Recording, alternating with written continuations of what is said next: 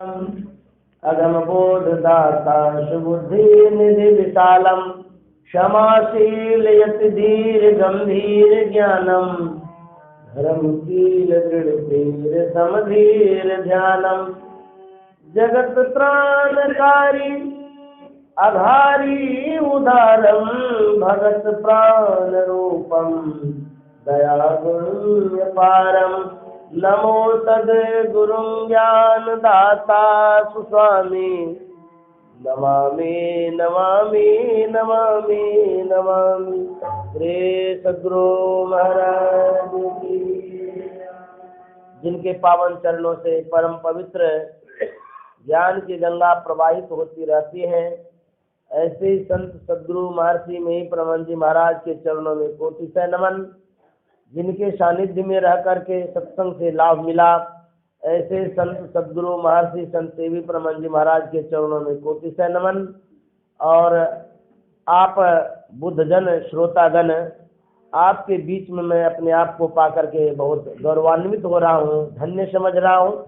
और यह जो सभा है, जो बैठक है, जो सत्संग स्थल में हम लोग उपस्थित हैं, शायद यह कुछ ही दिनों के बाद वीरान होने वाला है। मतलब आप सब के सब कहीं और चले जाएंगे तो यह ऐसी शोभा नहीं रहेगी। ये ऐसे परिवर्तन होते रहता है। संत कबीर साहब का पद्य है, नाम हरि का जप ले बंदे फिर पीछे पछताएगा। नाम हरि का जप ले बंदे पीछे पछताएगा।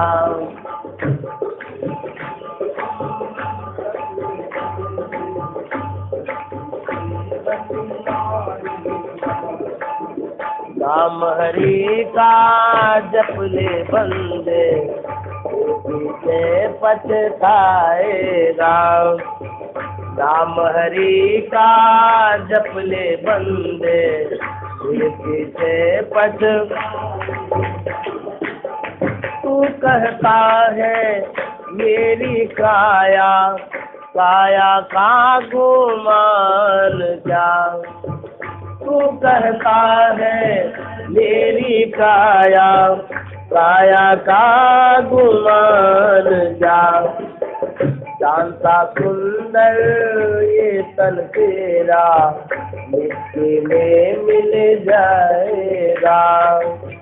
जानता सुंदर ये तन तेरा मिट्टी में मिल जाएगा। नाम हरि का जप ले बंदे पीछे पछ।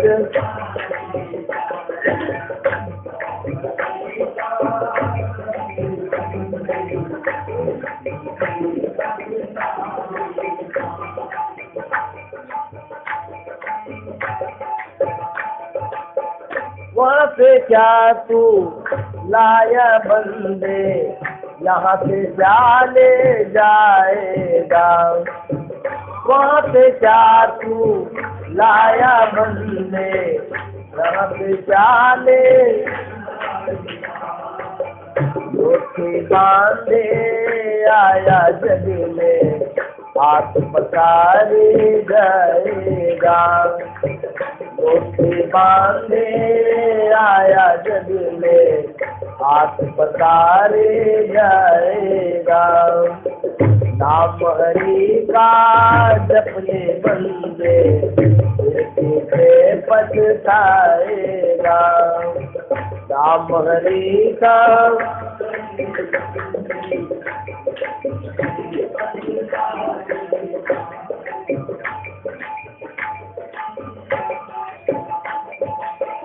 बालापन में खेला खाया आई जवानी मस्त रहा।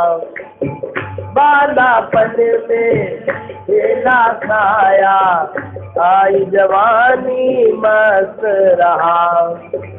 बूढ़ापन में रोग सताए आठ परा पछताएगा।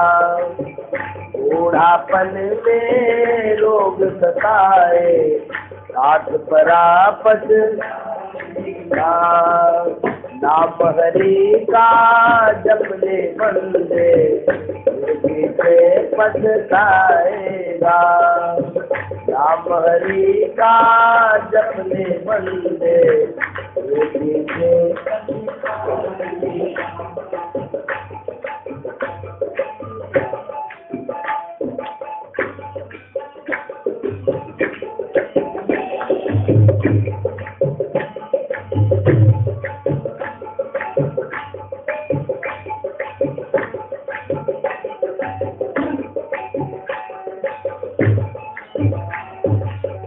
जपना है तो जपने बंदे आखिर तो मिट जाएगा। जपना है तो जपने बंदे आखिर तो मिट। सात कबीर सुनो भाई साधो करने का फल पाएगा। सात कबीर सुनो भाई साधो करने का फल पाएगा। नाम हरि का जपने बंदे पीछे पछताएगा। नाम हरि का जपने बंदे पीछे पछताएगा।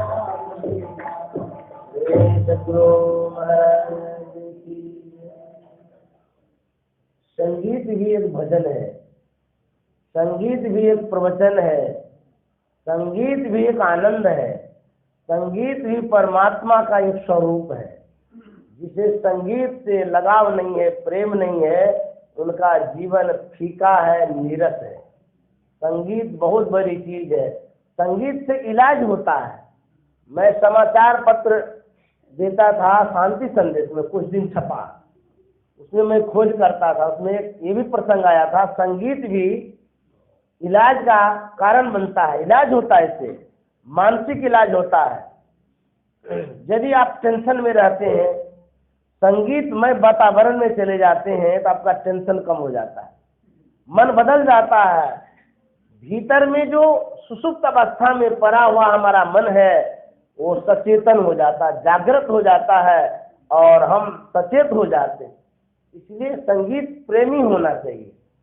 जो संगीत प्रेमी नहीं है वो अध्यात्म से पूर्ण लाभ भी नहीं ले सकता है। हमारे गुरु महाराज संगीत प्रेमी थे, सुनते वो भी हारमोनियम बजाते थे, और कितना कहाँ तक बजाए तो हमने देखे। हाँ, गुरु महाराज।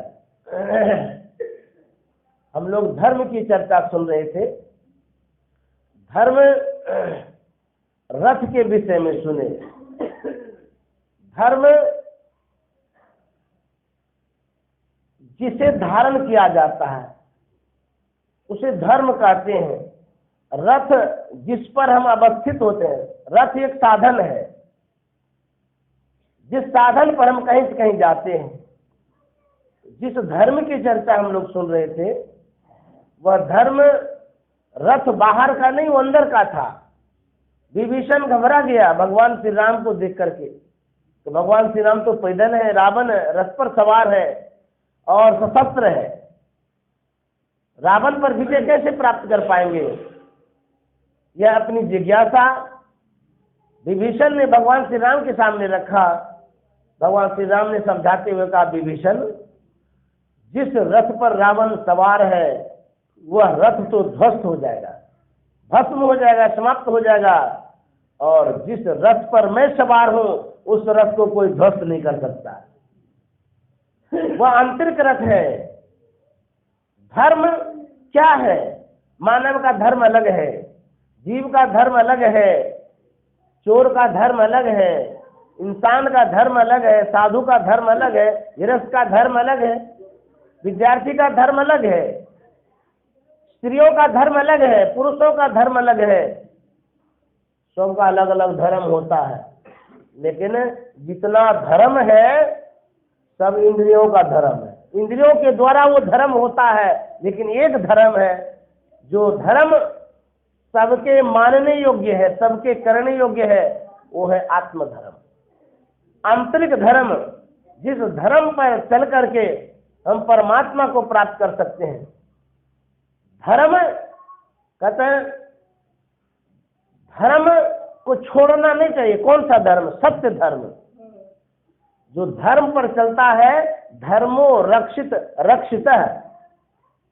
धर्म पर जो चलता है, धर्म उसकी रक्षा करता है। कैसे रक्षा करता है, एक कथा सुनिए। समय जरूर हो गया है, लेकिन सुन लीजिए। देहरी अनशन की कहानी है। वहां एक पुराने सत्संग प्रेमी थे, गुरु महाराज के समय की बात है। घी का व्यापार करता था। उस समय अंग्रेजों का जमाना था। अंग्रेजों के द्वारा यह निर्देश किया गया था, घी कोई बेच नहीं सकता है, जो बेचेगा उसको जेल कर दिया जाएगा। लेकिन जो सत्संगी थे, बेचारे गरीब थे, वही व्यापार था उनका। घी लेकर के बाजार गया बेचने के लिए। पुलिस को पता लग गई, पुलिस पकड़ लिया उसको। पुलिस कहती है, कह रहे तुम घी क्यों बेच रहे हो? बोले बाबू यही तो हमारा पैसा है, नहीं बेचेंगे हम अपना परवरिश कैसे करेंगे, परिवार का पालन पोषण कैसे करेंगे, हम गरीब आदमी हैं। तो बोले कानून भी तो है, कानून कहता कि नहीं बेचना है। बोले कानून तो कहता है नहीं बेचना है, लेकिन जो पेट का कानून है वो बेचने से विवश कर देता है। मैं क्या करूं, पेट तो नहीं मानता है, हमारा ही धंधा है, करना ही पड़ेगा। बोले नहीं तुमको थाना जाना पड़ेगा। ले चलिए। थाना ले गया। वहां पर एसपी साहब आए।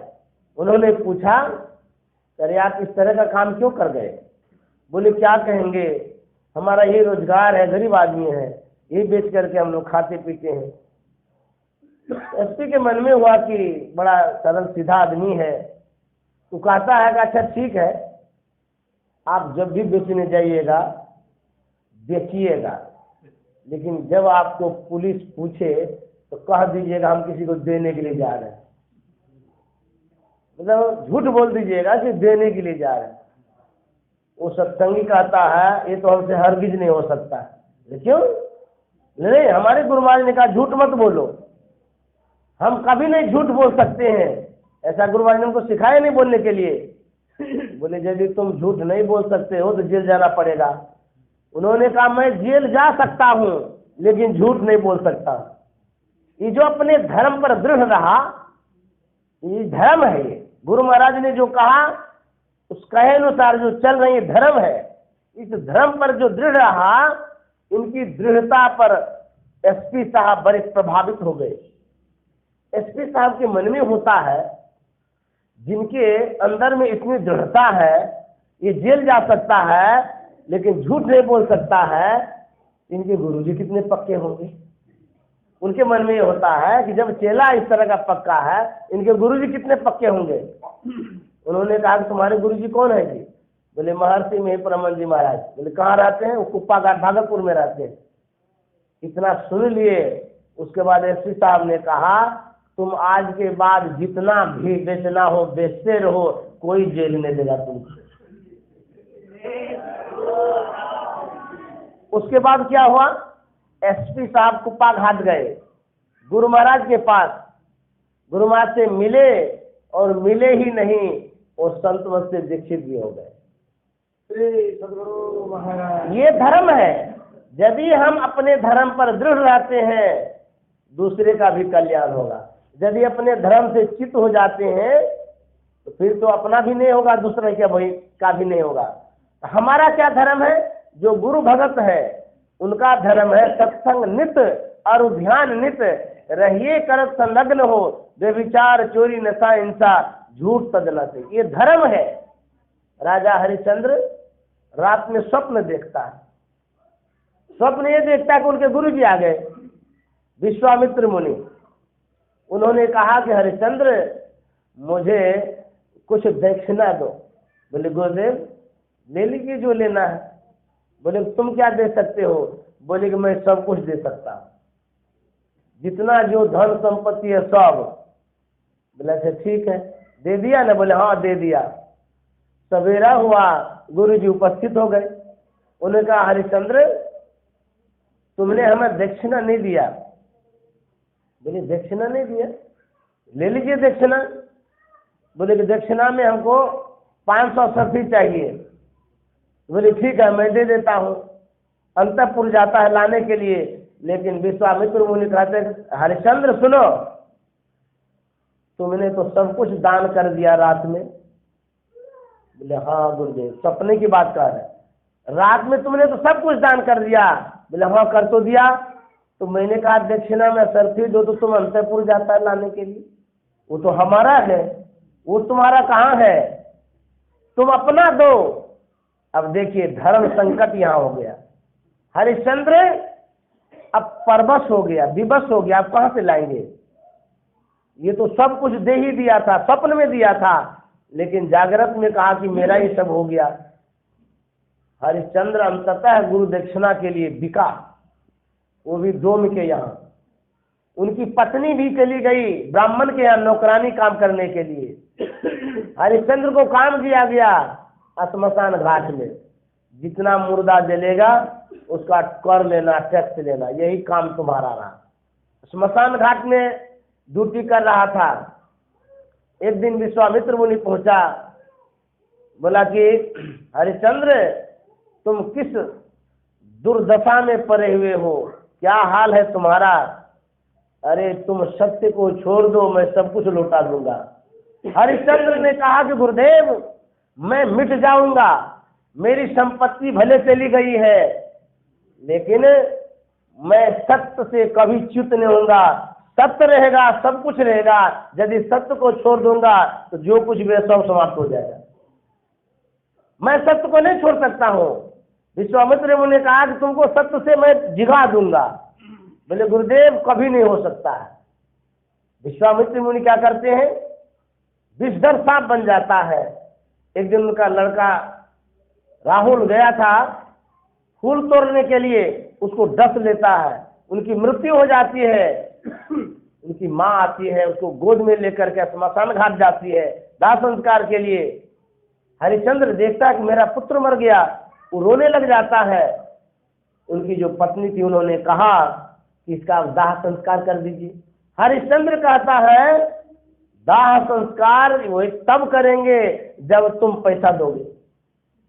बोले कि आप भी कैसे आदमी हैं, अरे हमारे पास पैसा, हम तो नौकरानी का काम करते हो, तो खाना पीना खाली मिलता है, एक भी पैसा नहीं है। हरिश्चंद्र ने कहा तब मैं दाह संस्कार करने नहीं दूंगा। बेटा है अपना, देखिए धर्म इसको करे। श्मशान घाट में है, वहाँ मालिक नहीं है, वहाँ झूठ साँच चल सकता था, कौन देखने के लिए जाता है, वही तो सब कुछ है। फिर भी कहता कि नहीं, मैं जिस धर्म पर हूँ वो धर्म कहता है बिना कर लिए मैं लाश जलने नहीं दूंगा। उनकी पत्नी बेजार रोने लगी, हे भगवान कैसे हमारे पतिदेव हैं, हमारे पास पैसा नहीं है, एक तो लड़का मर गया और ये कहता जलने नहीं देंगे। हरिश्चंद्र भी रो रहा है और उनकी पत्नी भी रो रही है। कहते हैं जब विशेष परीक्षा होती है तब परमात्मा पिघलते, कठिनाइयां आती है, दुख आता है, लेकिन व्यक्ति के मन को तोड़ दिया जाता है, व्यक्ति अधीर हो जाता है, व्यक्ति घबरा जाता है और व्यक्ति की आशाएं टूटने लगती है। व्यक्ति कहीं का नहीं रहने लगता है कि अब हमारा क्या अस्तित्व होगा, लेकिन अंतिम घड़ी में वो परमात्मा सहयोग करने आते हैं। इतनी परीक्षा होती, जब इतनी दुर्दशा हो गई, दोनों रो रहे हैं, लाश पड़ा हुआ है, तब भगवान पिघल जाते हैं और साक्षात दर्शन देते। भगवान ने कहा हरिश्चंद्र तुम्हारी जो सत्यता थी, तुम जो सत्य पर दृढ़ रहे, इसलिए मैं तुम्हें सब कुछ लौटा के देता। गुरु महाराज ने कहा सत्य भरत में दृढ़ आप हो, कोई शाप क्या करे। यदि सत्य पर चलेंगे तो दुनिया का कोई व्यक्ति आपको शापित नहीं करता है, प्रभावित नहीं कर सकता है। सत्य पर चलिए, सत्य में ताकत होता है, प्रभाव होता है। एक छोटी सी कथा कह के तब गुरु कीर्तन कहूंगा। एक चोर था, चोरी करते हुए शहर से भाग रहा था। भागते भागते भागते शहर से दूर चला गया, गांव देहात की ओर। छिपने की जगह नहीं मिल रही थी। एक कुटिया थी, कुटिया के करीब गया, वहां महात्मा बैठा था। महात्मा जी से कहता कि महाराज मेरे पीछे पुलिस पड़ी हुई है, हमें छिपा लीजिए, कहीं बचा लीजिए। महात्मा ने कहा कि मेरे पास 2 कुटिया है, एक कुटिया में तो मैं रह रहा हूँ, इसमें दरवाजा भी नहीं है, इसमें छिपोगे तो पकड़िए लेगी पुलिस। दूसरी कुटिया जिसमें रुई भरी हुई है, उसमें तुम घुस सकते तो घुस जाओ। चोर को समय नहीं था, किसी तरह से इनके प्रकार घुसा, दमसाद करके रहा। तुरंत पुलिस आ गई। पुलिस पूछने लगी महात्मा से कि इधर चोर आया है। महात्मा ने कहा हाँ आया है। बोले चोर सुन लिया। चोर भी कहता है कैसा महात्मा निर्दयी, अरे इनसे हमने कहा कि बचा लीजिए, कहाँ बचा लेंगे, अब देखिए तो ये कह दिया कि चोर है, पता नहीं और क्या कह देगा। फिर पुलिस पूछती है कि चोर किधर गया है। महात्मा ने कहा रुई के घर में गया है। अब तो चोर सोचा ये महात्मा है कि दुरात्मा है, सब बात खोल के कहिए दिया, अब हमारा तो गया काम, काहे हम बचने आ गए। पुलिस आती तो है रुई घर के तरफ, लेकिन होता क्या है कभी कभी आप सत्य जो बोल रहे हैं व्यक्ति को संशय होता है, ये कौन हरिश्चंद्र है जो सही बोलता होगा। पुलिस सोचने लगी अरे कोई आएगा किसी के यहाँ बचने के लिए तो पकड़ा देगा क्या। महात्मा हमसे झूठ बोल रहा है चोर को बचाने के लिए, चोर भाग गया है आगे और ये झूठ बोल करके बहका रहा है, समय बर्बाद करेगा, चोर भाग जाएगा आगे। संशय जो हो गया पुलिस आगे चली गई। उसके बाद चोर निकला, महात्मा के पास गया, बरसने लगा, बोले महाराज आप महात्मा है कि दुरात्मा है। बोले क्या हो गया। बोले क्या हो गया, आप कैसे सब बात सही सही कह दिए। बोले तब क्या कहते, अरे आपको तो कह देना चाहिए कि यहाँ चोर नहीं है। बोले तुमको विश्वास है झूठ बोल देने से रक्षा हो जाती। बोले हाँ कह देते तो चले जाते। तो बोले कि तुमको यदि असत्य पर झूठ पर विश्वास है कि रक्षा हो सकती है, तो मैं सांच बोल करके देख रहा था कि सांच में दम है कि नहीं, रक्षा करता है नहीं करता है। इसीलिए संत महात्मा कहते हैं सत्य धर्म पर चलते रहेंगे तो रक्षा होगी, देर से होगी, धीरज से रहेंगे तब जरूर होता है। इसीलिए घबराना नहीं चाहिए। और घड़ी कहती है कि आप कहाँ आगे बढ़ रहे हैं। गुरु कीर्तन भी तो कहना है, आज रविवार है। घड़ी बोलती है, जड़ है लेकिन फिर भी बोलती है, मैं सुन लेता हूँ। इसलिए मैं आप लोगों को बहुत बहुत धन्यवाद देता हूँ। और अब गुरु कीर्तन होगा, उसके बाद फिर आरती होगी, फिर प्रसाद लेंगे, उसके बाद आप लोग यथास्थान जाएंगे। श्री सद्गुरु महाराज की जय।